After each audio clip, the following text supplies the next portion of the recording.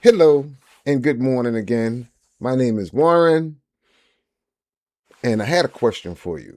Do you need to be an architect or an engineer to become a director of facilities for your local school district? And the answer is simply no. You don't need to be an architect or an engineer. While interviewing position for the position of director of facilities for the school district, I did find myself up against several architects and engineers for the position. But the answer is simple. The answer is no. In fact, not being an architect or an engineer, but a facilities and a building person gives you a distinct advantage, which is what I wanted to discuss with you today.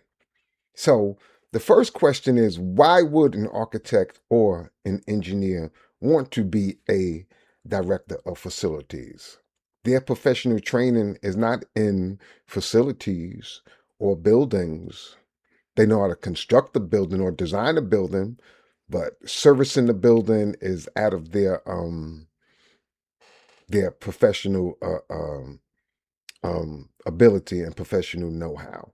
So that's one advantage that you would have, which I would like to discuss later. But the reason why a professional architect or an engineer would want the position of director of facilities for the local school district is the number one reason, the primary reason here in this region, the downstate New York region, is because the salary is amazingly high um, for this position and well deserved. Some might even say that it's not high enough. And when I retired, I just recently retired, as you know, if you watch my other two episodes, then at one point I was thinking, okay, this salary needs to be a bit higher for what I was doing and what the demands were, because it's a demanding job. So remember, if you want this job, then you're gonna have to do the work because it's a lot of work involved. But the primary reason or for an architect or an engineer wanting this position is because the salary is fairly high. So, for example, currently you can get a director of facilities position depending on the school district, maybe starting from 110, 120,000, all the way up to $200,000 to start depending on the school districts and their budget, their tax base, that kind of thing will determine how much money they are willing to pay you because it is a highly demanding job, and for the most part, they will pay you uh, uh, uh, um, for your work. So architects look at that salary, and of course, if you saw a salary that was starting out at $180,000, obviously I know I would be interested in that position. So that's the primary reason why an architect would want to obtain the position of director of facility. So um um speaking of architects, both architects and engineers are qualified to do the job. So uh that's just simply a fact. They are qualified. If you see a listing for a director of facilities position, it's going to list, uh, uh, uh, when you see a list of qualified individuals, then obviously anyone holding an architectural or engineering degree is going to be qualified to do the job. Now, they do possess a certain skill set that, as someone who came up in the ranks like me, wouldn't have. And that's, project management and project work. Obviously, they studied how to, you know, build building, design blueprints and heating systems and air conditioning systems. This is what architects and engineers do. So they do possess that skill. But if you work in a school district and they're doing, let's say, a big capital project for 25 million or 100 million or 117 million or even $10 million, they're not going to hire their a director of facilities to design that project, to develop that project. They have to have a architectural firm submit documents and everything for approval. They're called submittals. handed into the New York State Education Department for approval. They're not going to have their director of facilities do that. He has too many other things to do to work on developing projects and um, from the ground up. Believe me, there is a plethora of work for a director of facilities to do to perform. So that's that word again. I had to throw that in there because that's my favorite word, plethora. So yeah, there's actually plenty of work for a director of facilities to do, and design work is not going to be one of them. And I mean, all school districts don't run major capital projects all the time. So why would you hire an architect as a facilities director for one project when you can hire out um, work temporarily to an architectural firm who could, submit drawings and that thing on the district's behalf? So yeah, although a architect or an engineer is qualified to do this job, their particular skill set is certainly not warranted all the time, which is where your advantage comes in to play. So now I cannot speak specifically about an architectural degree, but I'm going to assume that in that degree there is not a lot of classes designed around supervision and people skills and supervisory skills. I do know because I did a brief survey that there is some supervisory classes required. After all, if you're running a project, then you have to supervise contractors, vendors, that kind of thing. But the hardcore supervisory skills, the building level hardcore skills, then the architect is not going to have. So this is where your advantage comes in. Okay, so there's several reasons why you have an advantage. One, you might have come up through the ranks like me. I didn't start off as a director of facilities. In fact, I started off just cleaning buildings. That's just what I did. I had no certifications, no degrees. I just cleaned buildings for a living. And I thought I was doing well. I could have managed for myself and my family, but I was always a little bit more ambitious than that. So that's when I started again getting my certifications so that I could put that on my resume so that they could actually see I'm qualified for the work. So the second distinct advantage is you're going to have, besides knowledge of people and how people work and what motivates people, right? And what moves people and how to discipline people and how to motivate people, because that's critically important. You're not going to be successful unless your people are successful.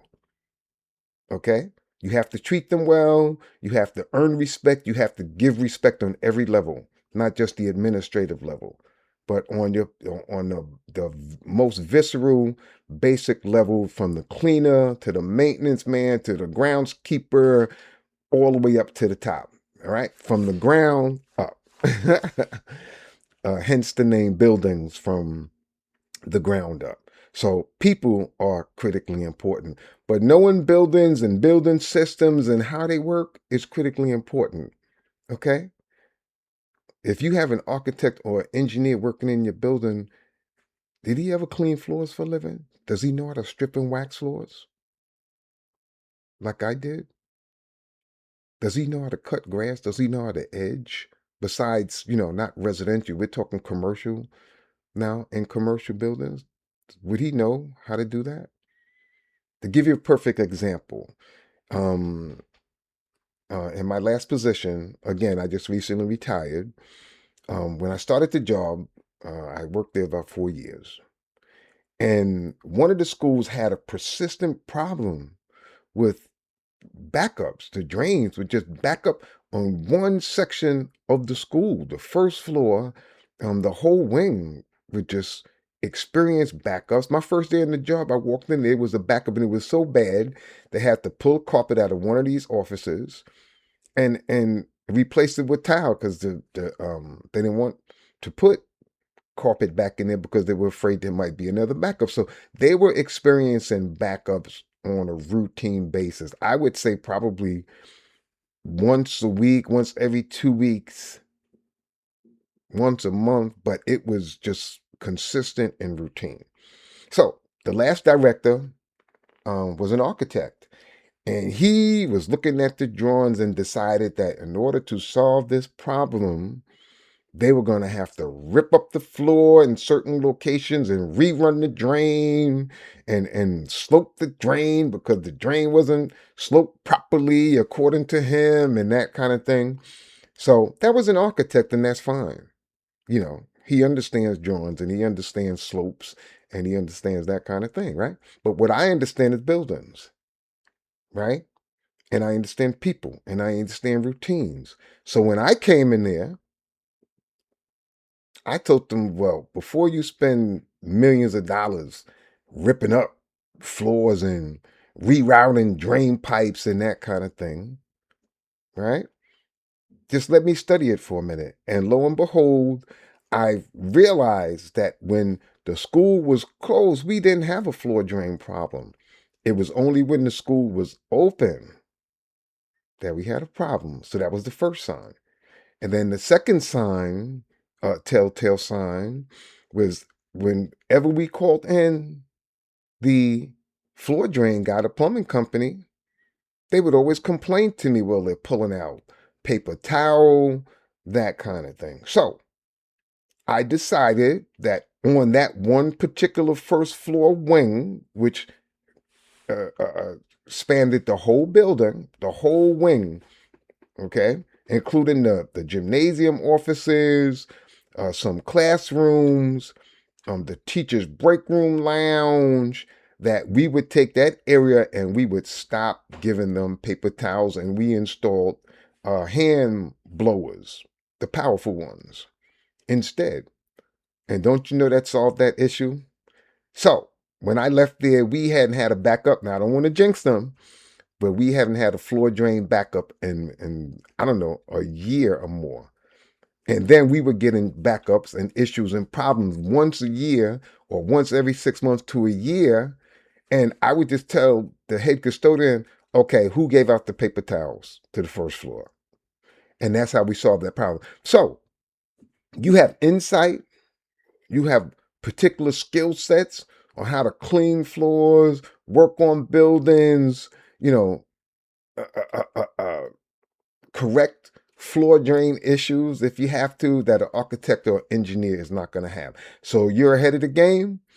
Just stay positive when you go into that interview room, and remember your skill set, remember your certifications, remember your degrees if you have them, and remember your experiences, and just remember people. Okay, and I'm sure you do fine. So I need you to do me a favor. Just subscribe here somewhere. Just subscribe if you like what you heard. Also, you could give me a thumbs up, and I want you to stay tuned and look out for my next video, episode 4. I'm going to lighten it up a bit, and I'm going to show you the inside of my basement. I made a discovery probably a week or so ago, and it's going to be called "What the Yuck is in Your Basement." And that's what I was saying to myself. Okay, so I'd like to share that with you. Just I look forward to seeing you again, or you watching again. Again, the name is Warren, Buildings from the Ground Up. You too can compete against architects and engineers. Just remember your specific skill sets, remember your particular advantages, and you will do well for yourself. Okay, again, email me if you have any questions. I'm here to answer any questions. Again, I just have so many years of experience. I was once a certified pest control operator, 7E administrator, resident superintendent. From there, I went to building superintendent to director of facilities. I'm here to share all those experiences with you. So give me a call. No, send me an email. Don't give me a call. I won't answer your call. I promise you I won't. All right. Send me an email and I'm sure I will get back to you in time. Okay. Thanks again for watching.